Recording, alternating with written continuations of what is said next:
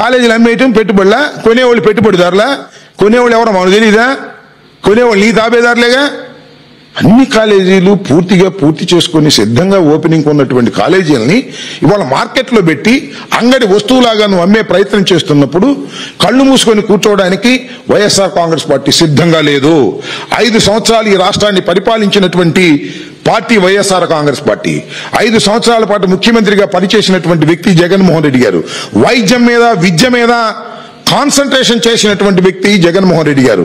ప్రతి పేదవాడికి విద్య, వైద్యం కావాలని భావించినటువంటి వ్యక్తి జగన్మోహన్ రెడ్డి గారు. ఇవాళ నీవు ప్రైవేట్ రంగంలోకి మొత్తం మెడికల్ కాలేజీలు నెట్టేసి, వైద్యాన్ని నెట్టేసి, విద్యను నెట్టేసి పేద ప్రజానీకానికి మోసం చేస్తాను, పేద ప్రజానీకానికి అన్యాయం చేస్తానంటే చేతులు కట్టుకొని కూర్చోవడానికి వైఎస్ఆర్ కాంగ్రెస్ పార్టీ సిద్ధంగా లేదు. 11 సీట్లే మాకు ఉండవచ్చును గాని 39.4% ఓటు శాతం ఉన్నటువంటి రాజకీయ పార్టీ వైఎస్ఆర్ కాంగ్రెస్ పార్టీ. రాబోయే కాలంలో మీరే చూస్తారు. వైఎస్ఆర్ కాంగ్రెస్ పార్టీ తిరిగి అధికారంలోకి వస్తుందని నేను చెబుతున్నటువంటి మాట కాదు, ఎక్కడికి వెళ్ళినా ప్రజలు చెబుతున్నటువంటి మాట.